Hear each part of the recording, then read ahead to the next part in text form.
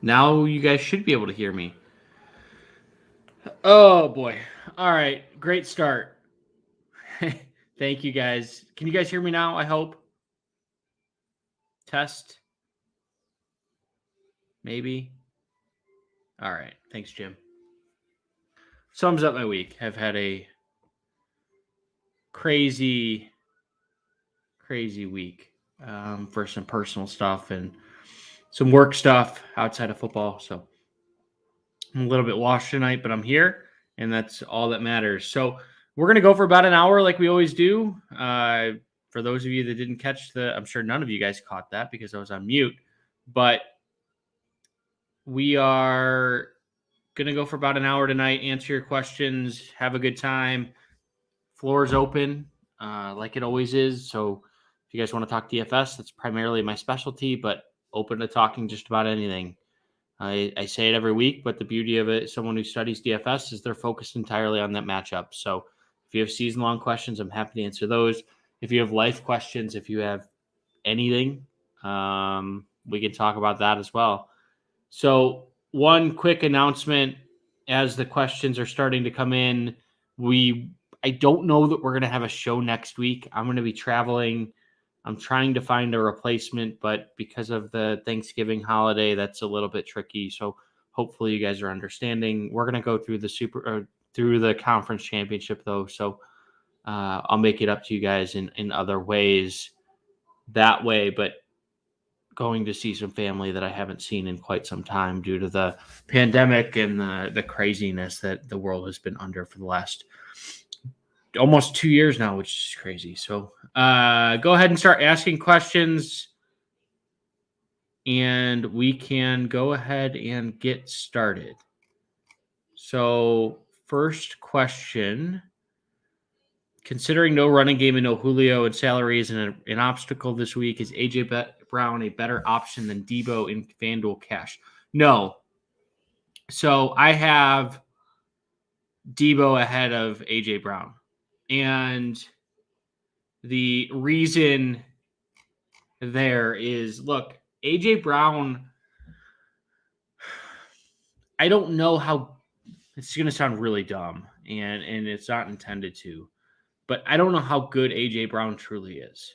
And what I mean by that is last week, the Saints didn't really play him against Marshawn Lattimore like people think. They had him on a little bit, but most of the time, Marshawn Lattimore was on Marcus Johnson. AJ Brown was double teamed most of the game.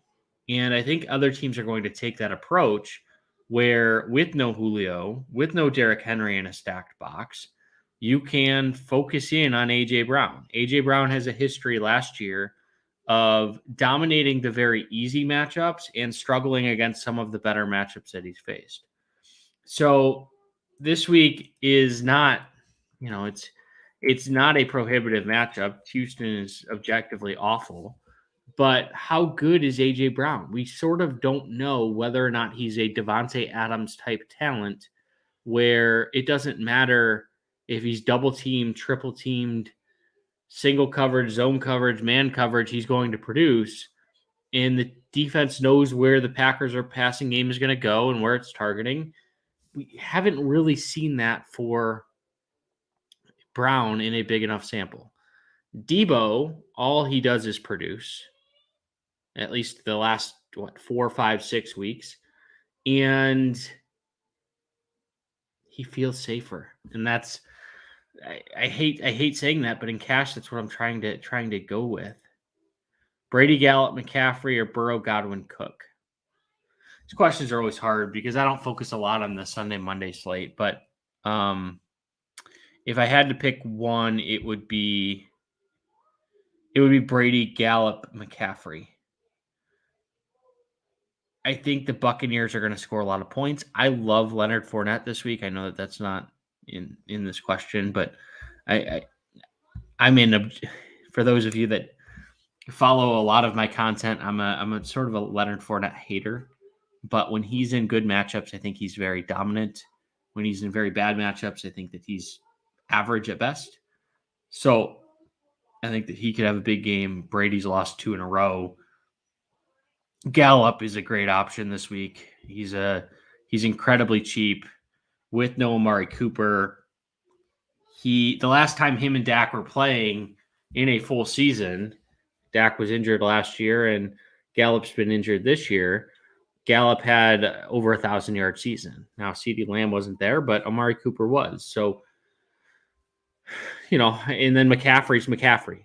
So I have a very large wager on DraftKings Sportsbook for those of you that have the ability to go there, to that McCaffrey will have more rushing yards than, who is it? Tweeted it out, but more rushing yards than,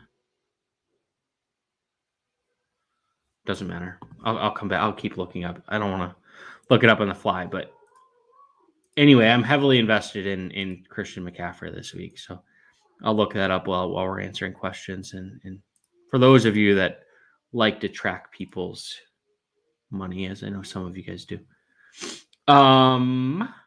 Okay, if you guys can give this video a like I said, it's all I'm asking for.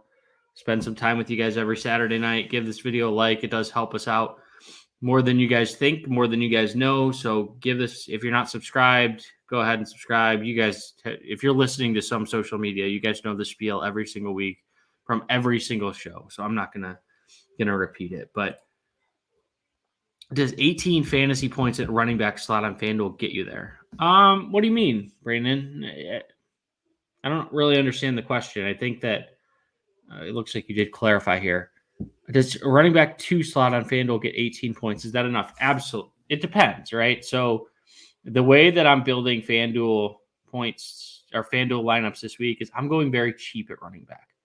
I have, let me pull it up, but I think I have 6 guys that are in the 7,200 or below range that are cash game viable or even GPP viable.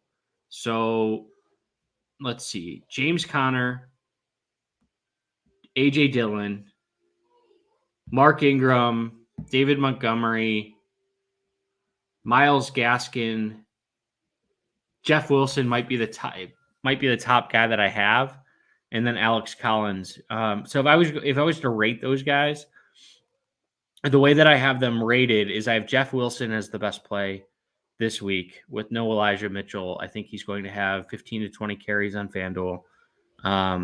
At $5,000, he's simply just stupid cheap. I mean, to get any production at the running back position at $5,000, to get a Shanahan offense running back who's going to get a vast majority of the carries at $5,000, sign me up every single time. The second guy I have is A.J. Dillon at $7,000. He's going to see 18 to 20 carries. Aaron Jones has never been $7,000 this year, and he's been in a split situation. The Minnesota rushing matchup isn't terrible. It's not great, but it's decent. And then the next 2 guys that I have sort of in the same tier, and it depends on which one you can fit in, as they're $400 apart, but Mark Ingram and James Conner. So both are in really good matchups. All James Conner does is score touchdowns. But I can't afford Christian McCaffrey on FanDuel. $10,000 is a crazy price. If you wanted to take a shot on Dalvin Cook, I think he's very affordable at $8,400. You could definitely fit him in. But he would really be the only guy that I would consider in cash games this week up in that upper echelon tier.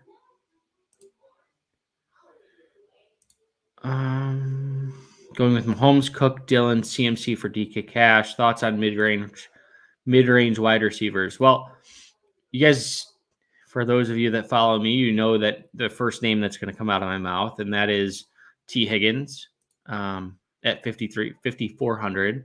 All the guy does is produce. I mean, every single week it seems like he's incredibly consistent. Jalen Waddle at $56 is a really good price, but let's go down a little bit more. I mentioned AJ Brown and his struggles. Marcus Johnson at $3,500 is a name that I really like. He had 100 yards last week while being matched up primarily against Marshawn Lattimore. So I think he's in a really good spot. Michael Gallup at $4,200. We talked a little bit about him. So I think that those are sort of the guys that I would look at if you can afford it. And then if you had to pick one other guy, go Rashad Bateman. I think he's in a role that he's going to continue to expand on. So there's a number of cheap options everywhere this week. I wouldn't go Marcus Johnson or those types of players on FanDuel just because the touchdown equity for some of these second or third wide receivers in the red zone is so low. Like typically you're doing a 1, maybe 2 progression view in the red zone and then just throwing it away or trying to quickly dump it down to a running back or something. So you're not going through a full progression there. So I would look at on DraftKings, spend up at the running back position. I do like Dillon. I like Cook. CMC, sure. I think he's in a good spot. Cook is expensive, but I don't know how much salary you're going to have left over there. But certainly that's a decent start to the build. A lot of questions. It's good. I need to pick up the pace a little bit. FanDuel Cash, Wilson and Dillon seem like the best values. Would you take Ingram at the flex or higher running? Just talked about this, Kevin. So I would take Ingram. He would be the number 3 guy that I have, along with James Conner. DJ Moore, Devonta Smith, or Bateman and Mooney with Robinson and Hollywood out. Depends on the site. I don't in PPR. So Jim, if you could clarify that would be helpful. And I will clarify that. Are Gallup and Marcus Johnson going to be too chalky for single entry? No, not for single entry. Single entry is fine to play them in. They'll be popular for sure, probably in the 30% range. I would let other people make that mistake if you have a build that you really like. So maybe instead of going Mahomes, maybe go a Josh Allen or a Lamar Jackson instead of Mahomes, with Mahomes being the top guy, to try and differentiate yourself a little bit that way. But that's the way I would go. You can't really down in that cheap end. I don't really ever avoid those guys, just because unless there's players that you feel that could get past them. Marcus Johnson, I don't feel great that there's anybody at sub 3,500 that could get 100 yards. So, so many cheap guys for DFS this week. How many go into a cash lineup for FanDuel? So define cheap. That's the question, right? So my FanDuel cash lineup, I have 3 cheap running backs and Michael Gallup. So I'm spending up at quarterback. I'm spending up at my other 2 wide receivers. I'm spending up at tight end, and then I'm spending down at defense.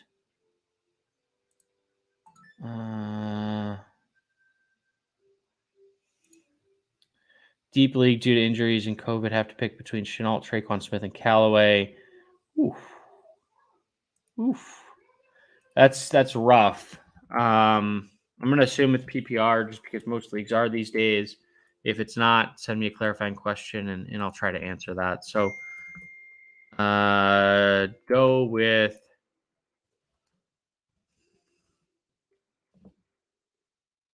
Shenault. I think he's safe, and I actually have him projected to be the highest of the group.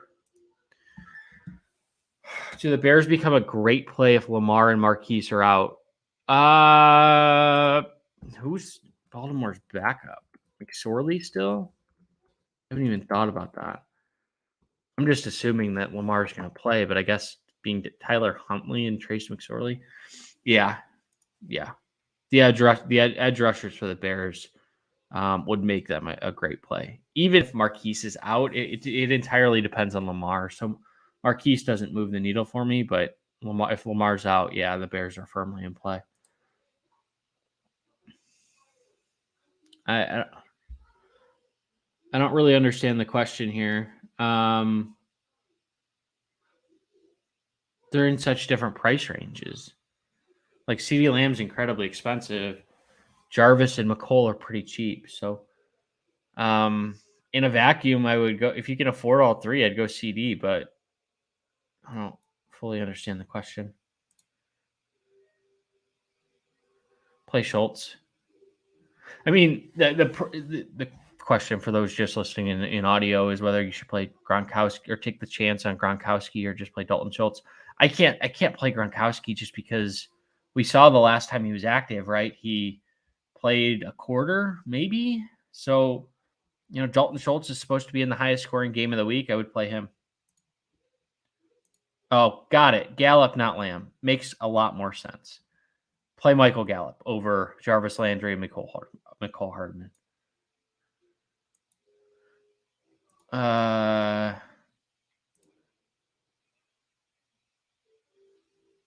If rushing's included, then maybe, but I don't think Lamar's going to throw over 312. But for a 6x payout, I would throw Justin Fields over. Well, here's the problem, right? So the only way Lamar gets there is if the Bears score enough. So you may want to think about having an over on the Bears side.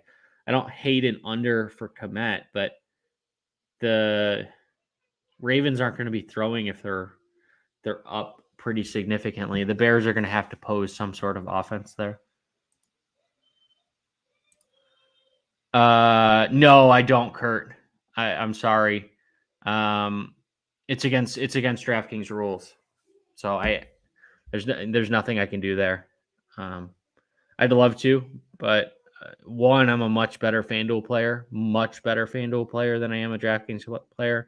I'm about break even on DraftKings, if I'm being honest here, maybe slightly positive over the 8 or 9 years that I've been, however long they've been in business. I've been playing DFS for since 2011. It's my first season. So they were not around until 2013 or 14, I think.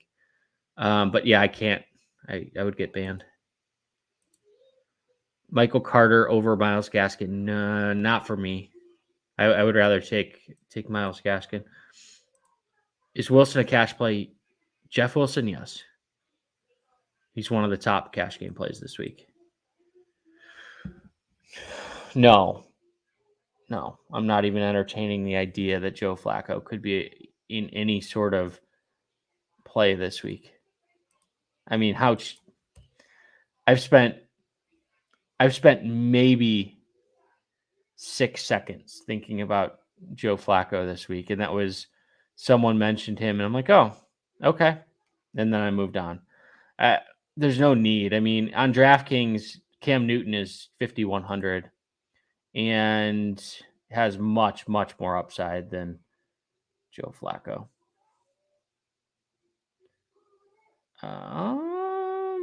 Let me help Jim here as he said full PPR. Full PPR, DJ Moore, Devontae Smith, or Bateman. I think I answered that question, but let me just answer it one more time. More Bateman. I think it's more, but Bateman or who's the third? Smith. Yeah, it's DJ Moore for me. Close between him and Devontae Smith. So if you wanted to go to Devontae Smith, if you're worried about Cam and Moore's relationship, I get it. It's close. Point and a half difference, something like that. Nothing crazy.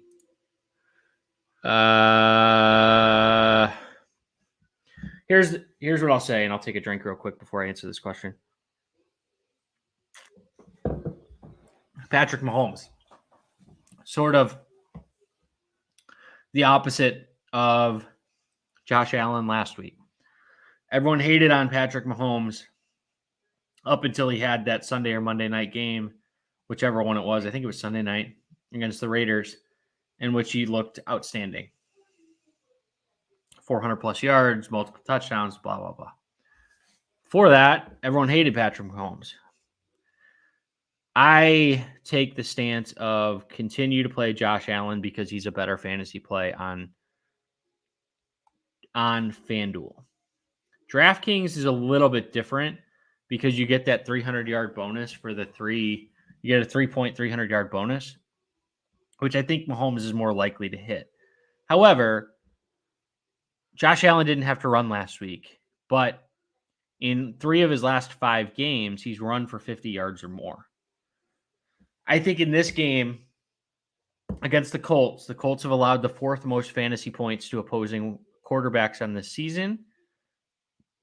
I think he's going to have to run. I think it's a close game. I think he is going to be the better floor with more upside. He rushes for a touchdown, Mahomes is in trouble. That's the reality there. I mean, because he's going to get the 40, 50 yards rushing plus a touchdown. He's starting out 10-0 ahead. That's 250 yards or 2.5 touchdowns. Like, that's a huge deal. So because of that rushing upside, I'm avoiding Mahomes, but I'm taking one of his receivers in my cash game lineup. So I'm either taking Hill or Kelsey. Right now I'm taking Kelsey because I want Devontae Adams, but you could theoretically take both. I mean, there's nothing stopping you in cash to take both of those guys.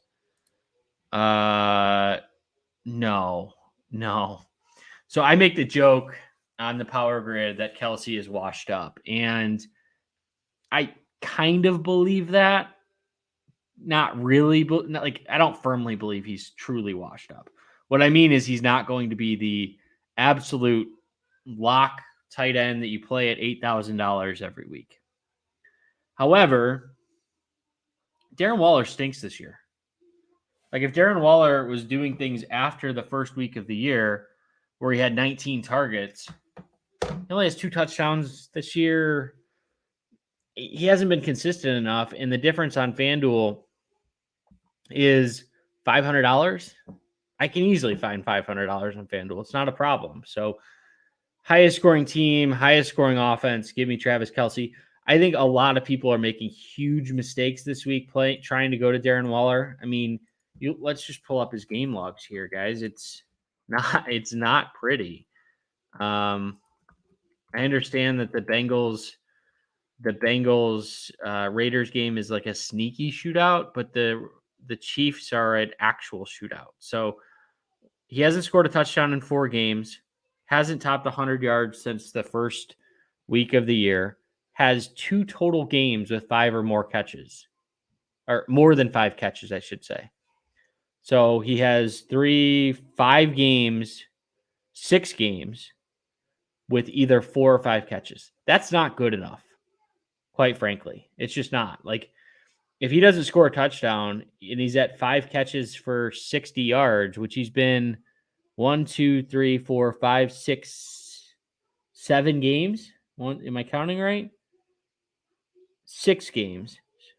1, 2, 3, 4, 5, 6, 7. Yeah, 6 of his 8 games, he has been 65 yards or less. That's Dan Arnold territory, ladies and gentlemen. I can't pay $6,700 for that. Now, could Darren Waller break out? Absolutely, but Kelsey he has 3 or 4 100-yard games. He has more touchdown upside. I would much rather go Travis Kelce this week. Michael Carter, Jeff Wilson. Give me Jeff Wilson. The problem with Michael Carter, we don't know how Joe Flacco is going to do with running backs. We saw what Mike White did, which was pepper Michael Carter. Then we saw what Josh Johnson did, which was don't throw to running backs at all. Joe Flacco doesn't really have a tendency to throw to running backs. He has more of a gunslinger mentality. So I'm worried about Carter because of that fact.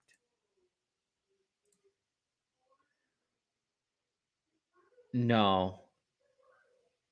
You just don't need to this week. You just don't need to this week. I mean, I'm assuming this is DraftKings because FanDuel you could play whoever you want. But how cheap are these tight ends? Like,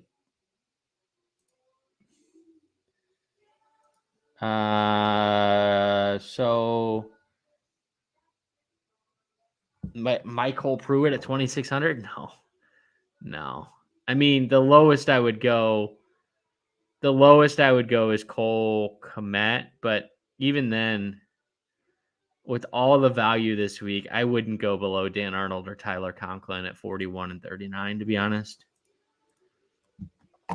This is a good question. It's a really good question because it's the A.J. Brown effect.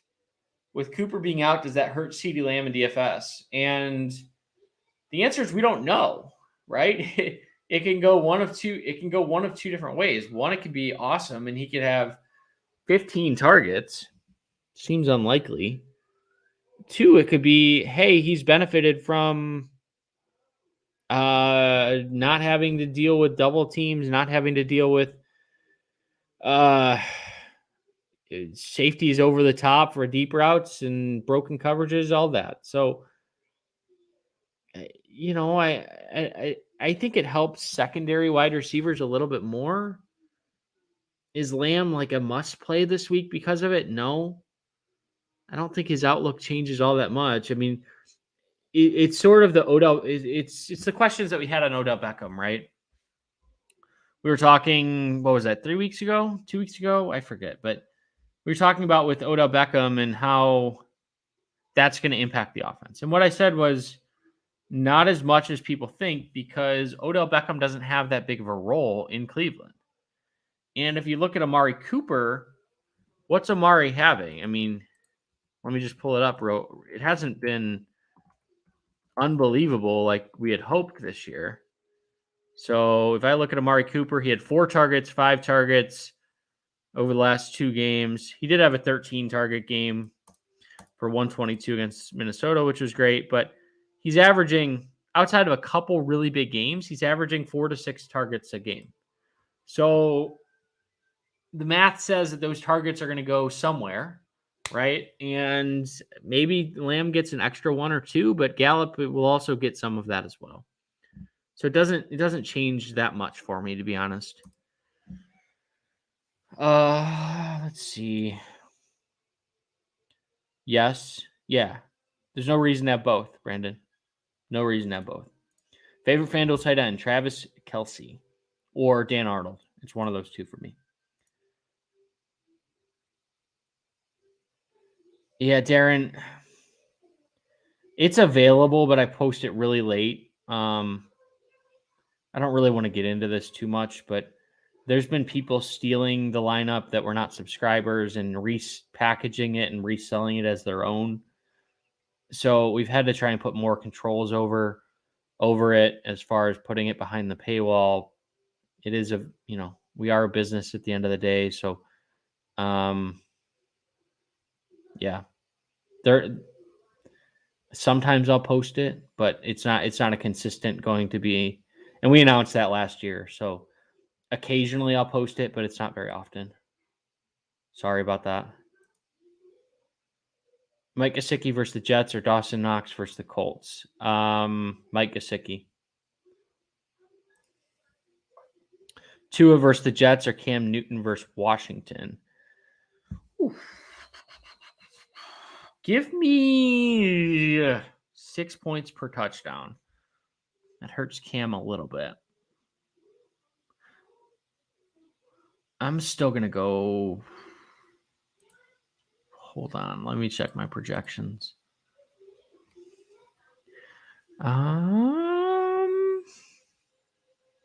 Tua and Cam. I'm going to go Cam. It's close, but give me the better team. The Dolphins, you just never know. They could run 2 touchdowns. They could really do a number of different things. I think Kyler's going to play, to answer your question, so I don't think you're going to have to worry about it, but that's how I would go. Better to have a DK lineup in Mahomes. Okay. I don't blame anyone for going Mahomes. I just prefer Josh Allen this week. No, I don't have any love for Browns tight ends. You're hoping for a touchdown. I mean, Harrison Bryant has had a consistent 2 targets per week. David Njoku can't catch the ball. So if you're looking for upside, maybe he does catch the ball this week and doesn't have passes drop off your hands. And Austin Hooper's a better blocker who just catches and falls.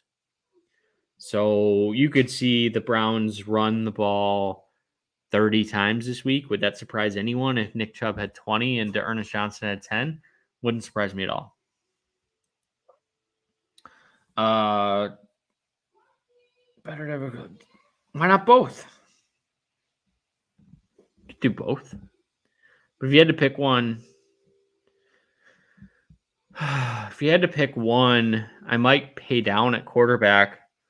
You could go Tua at 55. I think it's a good spot. You could go Cam at 51, depending on if it's a GPP. You could go Russell Wilson at 65. So if you can't fit both, that's fine. I mean, there's other guys. I have Mahomes and Tua about 5-point difference between them. So it's not that drastic, but you'll just have to make it up at other places. Any games projected for bad weather? I have no idea, but NFLweather.com typically has pretty good, quick details. So it looks like possible light rain in Cleveland, which is a fantasy nightmare anyway. And Houston, Tennessee looks like it might have a little bit of rain, but nothing, no wind over 12 miles an hour. So really good weather for late November.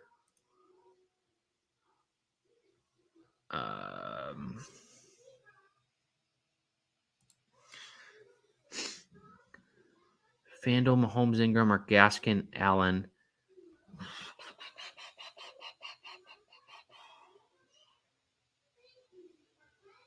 That one's tough. You guys are killing me with these tough questions tonight. Give me Mahomes, Ingram.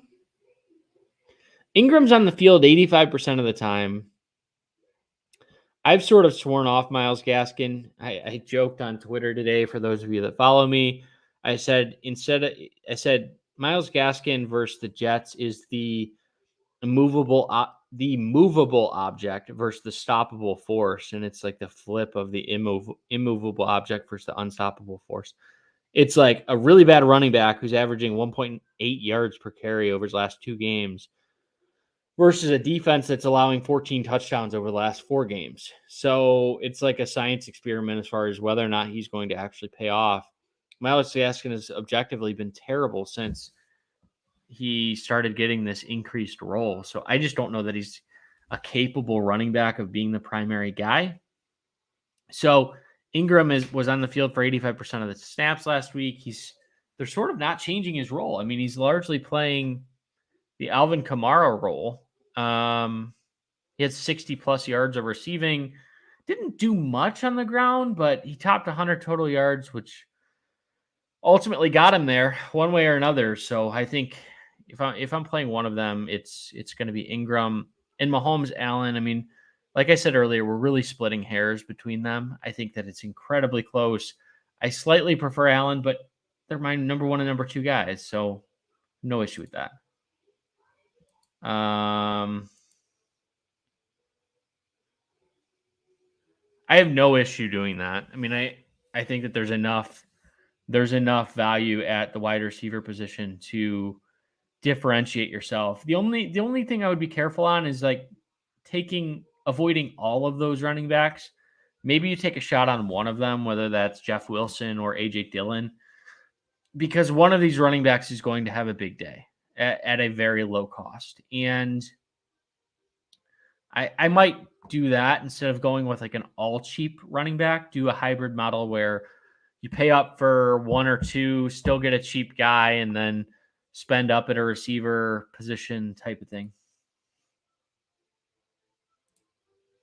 Who's the low end stud in Kansas City versus Dallas? It's Michael Gallup, right? I mean, that's the obvious one. Other than that, we know the ball is going to go to Kelsey, Hill, Lamb, Elliott, maybe like Clyde Edwards-Helaire if he's active. I don't know what his price is, but that type of thing. And Darren, I'll reference it here if you want to talk about it. Like, you can ask who my top running backs, wide receivers. I've talked about my quarterbacks. I've talked about my running backs. You spend an hour on it, you can probably piece together who I'm playing. I said I was playing Travis Kelce, so it's not that you can get 99% of the way there if you want to spend the time and listen for free. But yeah, unfortunately, I have to put that behind the paywall. Burrow or Carr? Whew, good question. I'm going Joe Burrow just because there's more options there. It's in a dome. It's close though. They're both good plays. I would honestly, I would probably trade Stafford. He has more value. Russell Wilson, I don't think you're going to get much for him at the moment. you could after this week if he has a big game, but coming off of his injury and then shut out, I don't think anyone's going to actively be trying to trade for Russ. Really? That's I didn't even think twice. I mean, I don't know what he's dealing with, but hopefully he's all right. Thoughts on Bateman without him? Like I said, who's the backup? If it's Tyler Huntley, I have no interest. I just think back to his Utah days, and Tyler Huntley couldn't throw the ball. He's a running quarterback.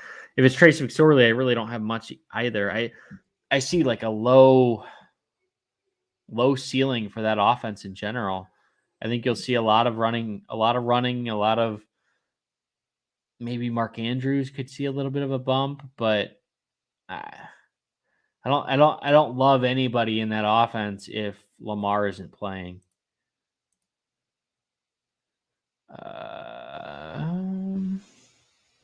Maybe a little bit. Like if you're worried about it, you could certainly go Tyreek Hill over Devontae. They're $100 difference. So, maybe a little bit based off of how the Packers have been playing. They haven't been lighting the world on fire, but Aaron Rodgers, I mean, his prop numbers, just for those of you guys that are into it, is 285 yards, something like that. So the sports books anticipate that he will have a big game this week, which the projections that I've seen for the most part are largely a little bit less than that, but they're not that far off. So I have this game sort of pegged as like a sneaky shootout game. I think it's only at like 47 points, but I said it on the power grid, but the last two times that these teams have played, there was 122 total points. So these two teams, especially, where's this game at? Is it indoors? It's at Minnesota, so that even helps it a little bit being in a dome. So I'm not afraid of it, but it lowers your upside, but it increases your floor theoretically. Yeah, thank you. If you guys could hit the like button, it does help. There's 50 people here, so as always, if you could, that would be much appreciated. Ingram doesn't have his 2 starting tackles. No, I'm not that worried about that, to be honest. Tackles, for the most part, impact the passing game more than they do the running game. Most NFL linemen can run block at some level. That's more about scheme and more about the pass block is where I get a little bit nervous. Ingram, if you wanted to take an approach of saying, okay, I don't trust him, I'm going to go James Conner. Like I said, I have those guys as 3A and 3B behind AJ Dillon, behind Jeff Wilson, who's my number one value play, and then AJ Dillon, and then those two guys. So is CMC a better play in your opinion than Dalvin Cook? Depends on the site. So if you guys could post what site, that's incredibly helpful.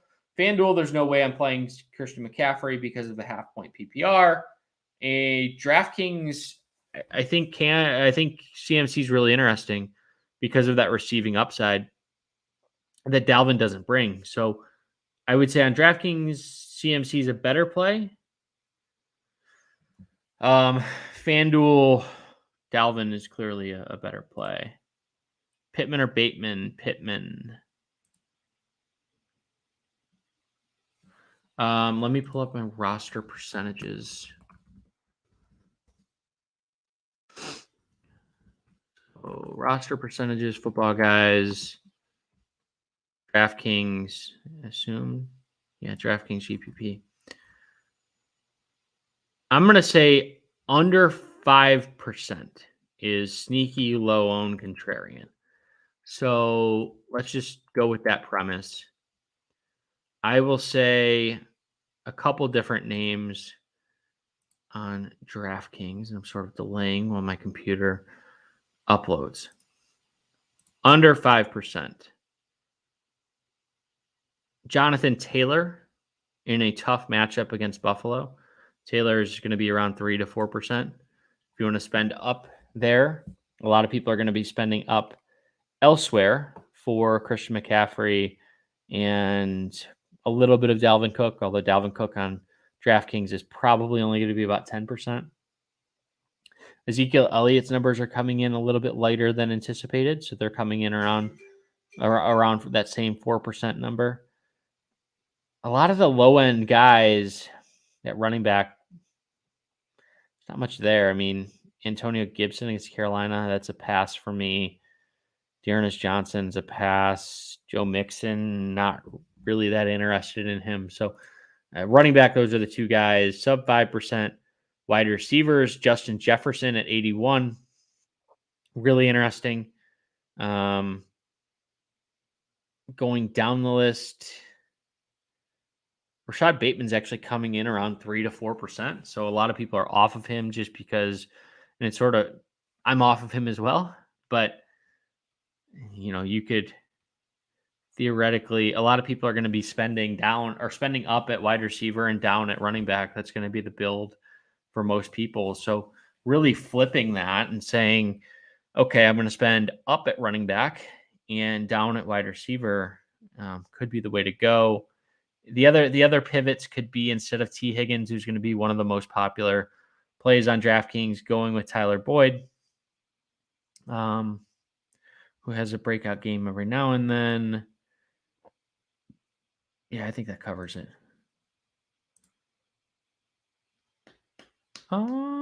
He's fine in GPPs. I wouldn't play him in cash just because we don't know how he's going to bounce back. There has been some volatility there historically, especially in the second half. We saw what he did in good weather last year, but as it gets colder, he has struggled historically in the cold. So even though he says he went to Wisconsin, that's not necessarily true. I mean, Michael, killing me, buddy. It's Adams for me, although it's really close.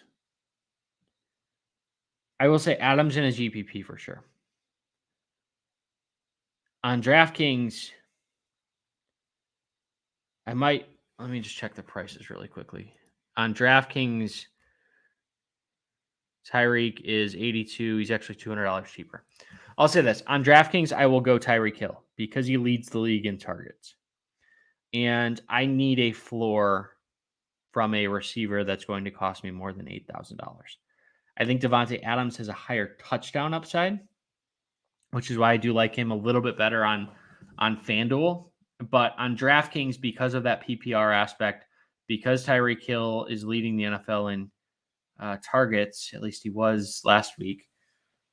I don't know if somebody caught him or not, but I would go Tyreek Hill. So sort of splitting down the middle, which I don't really like to do, but the scoring system matters here.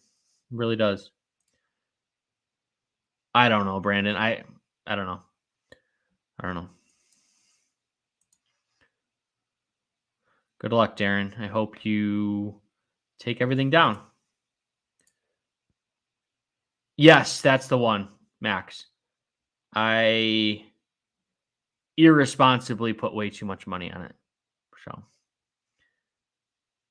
I can show you. Let me see if I can share my screen. It's on DraftKings Sportsbook. I'm not going to share how much I put. Doesn't matter. Just know that it's well into four figures. It's under, for those of you that have the DraftKings Sportsbook, if you go to NFL and you go to player props and then you go to player matchups or something, it's on there. There's a bunch of them as far as player versus player, but they surprisingly put a prop out there that has McCaffrey getting more yards at even money than DeAndre Swift. So I'll take it. Hopefully it hits. 49ers stack and play. Yeah, I think it is. Deebo Samuel I talked about really liking a lot. George Kittle I think is a nice contrarian. And I'll go back to John's play a little bit there. George Kittle is a nice contrarian play off of Darren Waller and Travis Kelce, who I expect to be popular. So, and Jeff Wilson we've talked about. So I like all those guys. Now, I wouldn't play all three, but if you want to play two of them, especially in a cash format, I'm fine with that. You already have Gallup. Best wide receiver sub 4,400 or less. Marcus Johnson at 35. And then upgrade elsewhere. Let me just make sure. You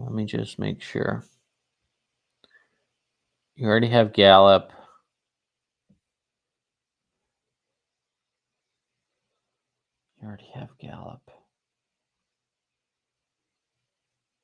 Yeah, there's not a lot. I mean, Johnson's risky. He's risky, but I do think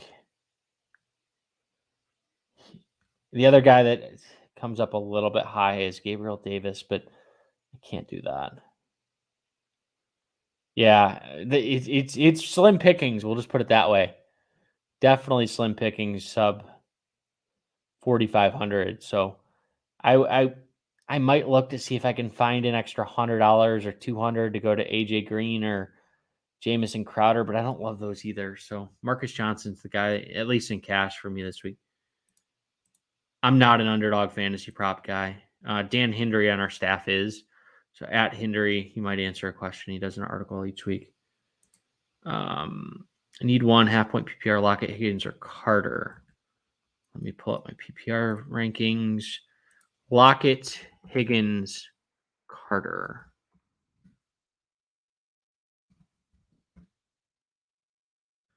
Oof, really close. Model says Lockett, Carter, Higgins. However, I think Carter is a no for me just because I think the floor is too low. I talked about how they're going to throw the ball to the running backs. We sort of don't know. Historically, Joe Flacco hasn't done that a ton. Lockett has the most upside for sure, and that's why his projections are the highest. They're only like a point and a quarter more than Higgins. So if you just wanted a steady 8-9 points, I would go T. Higgins. If you're just like, hey, I just don't want a 0, I don't want like a 3, I'd go Higgins. If you're like, hey, I need 20 points out of this position, then I don't know that T. Higgins has 20-point upside. I think he's 15 to 17-point upside, but Lockett would be that guy. Lamar news.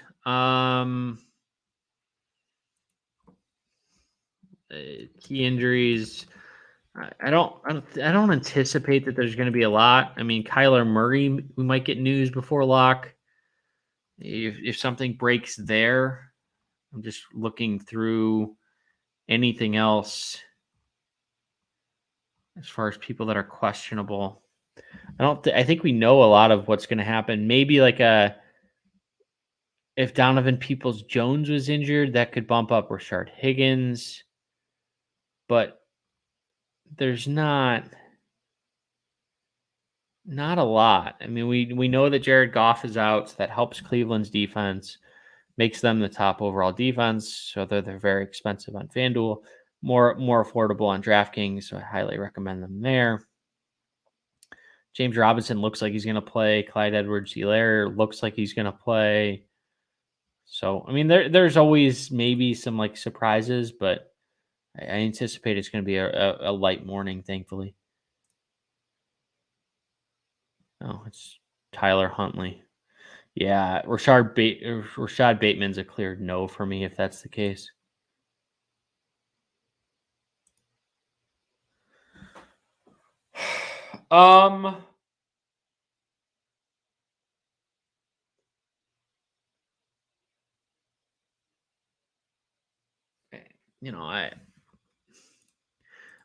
I think he's okay.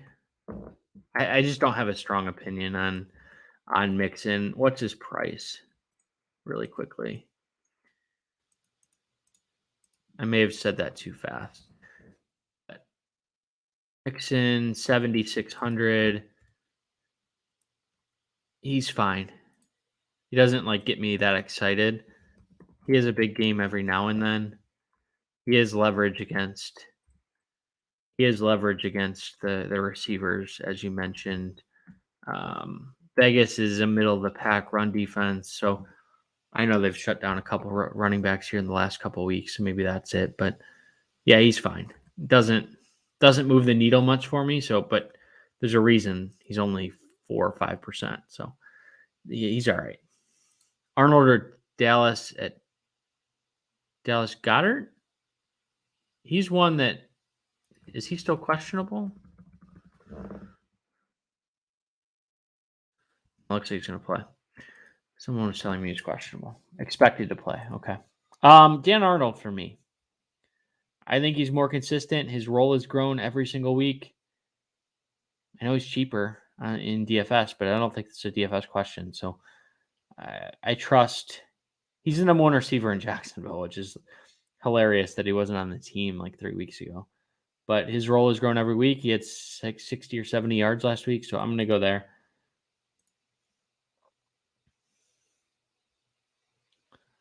I dropped to Cole Beasley's fine this week. I just give John a hard time. There's no issue with Cole Beasley this week. Huh.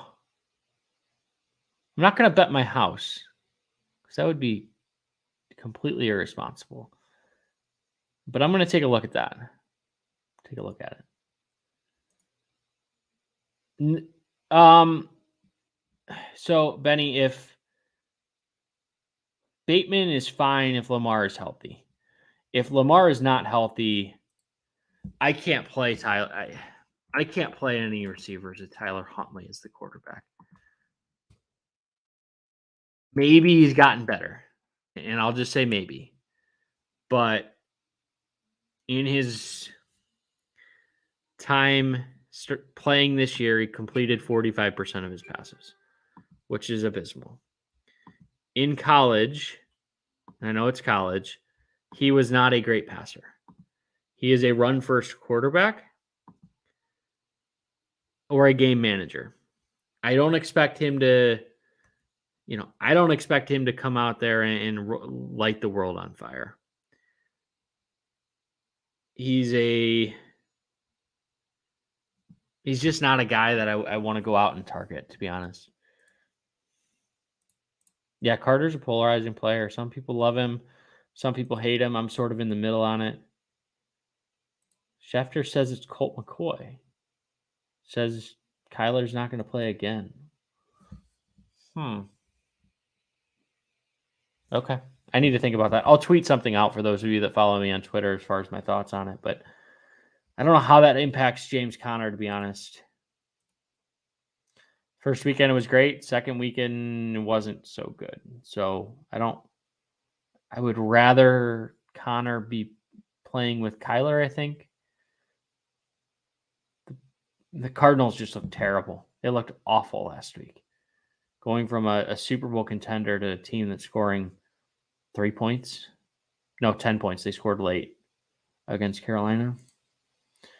Is Cooks a better play than Pittman this week? Yeah. Unfortunately, yeah. I don't know if it's unfortunate. I'm a big fan of Michael Pittman, but he's in a tough matchup this week against Buffalo. No, he's not. Austin is retired from fantasy football. He's all in the NFT world, so he will not be coming back.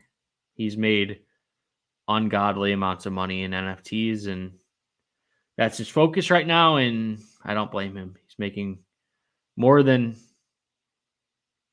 I'm certainly making in the NFT world. So,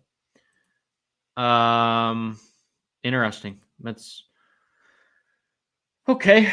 That means I have some work to do tonight regarding Arizona's status because I haven't been thinking about Colt McCoy even playing.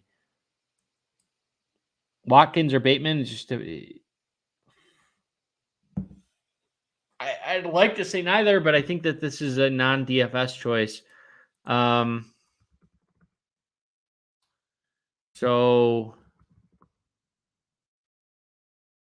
I would go. Give me Rashad Bateman. He has more upside. More upside. Komet or Mooney with the Fields.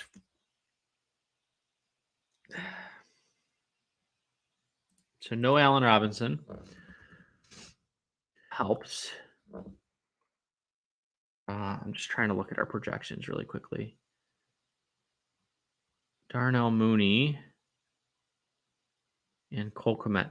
I'm probably more interested in Cole Kmet. Yeah.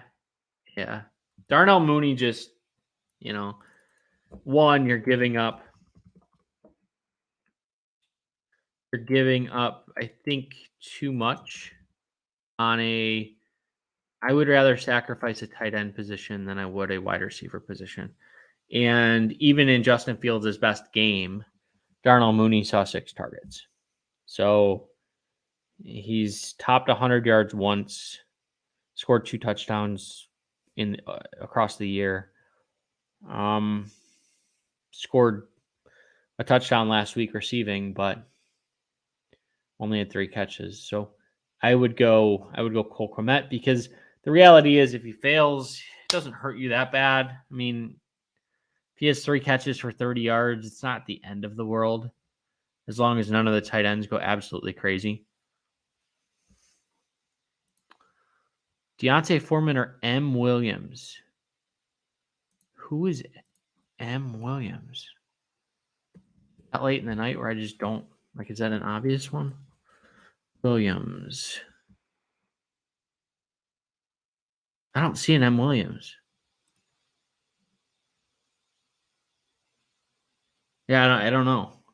I do like Foreman a lot this week. I'll say that. I mean, I have him for about Mike Williams. Wow. I was looking at a running back. You guys are smarter than me. It's also looking at just the Sunday afternoon slate. Mike Williams or Deontay Foreman. I like Foreman a lot, but I'm going to go with Mike Williams this week.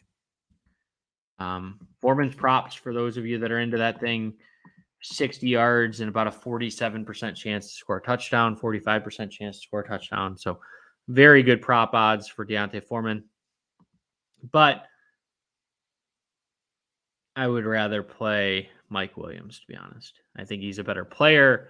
Certainly, we don't have to deal with Adrian Peterson at the goal line. Give me Mike. I appreciate that, Game Theory. Thanks for coming in and hanging out.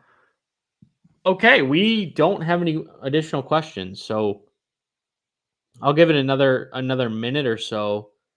And if there's nothing else, then we'll get out of here a little bit on time this week. The last couple of weeks we've been going a little bit long. I know it's the holiday week, so a little bit lighter from a viewership perspective this week, but that's okay. Like I said, no show next week unless I can find someone to replace me. Maybe I can, maybe I can't. I know it'll be tough with the holidays, but I'll be traveling. So we will catch everyone week 13. I hope everyone has a great holiday. Spend some time, eats a lot of food. Power Grid bet became official. Yeah, I'm going to do something if Foreman doesn't score a touchdown. I don't know if I'm going to shave my head right before Thanksgiving. And the show's on Tuesday. So maybe I shave it after and have it for the next show. I don't know that we'll have it squared away this week because we're recording so early, but we may have it squared away for the following week. But I'm going to do something, whether it's eat some really hot sauce and try to do a show with it while sweating my eyes out and probably crying, or I don't know. But Foreman's going to score a touchdown, so I'm not really worried about it. And there's no other side of the bet, which is like the worst part of it. But okay, with that, I will end the show, and I wish everyone a happy Thanksgiving. Hopefully you guys can spend some time with family, get away a little bit, recharge, because I certainly need it. I'm running on empty officially, so recharge, spend some time with family, have way too much good food. But with that, I will see everyone. I won't be here next week. Maybe there'll be a show, but I'll see everyone in 2 weeks. Okay? Thanks, everybody.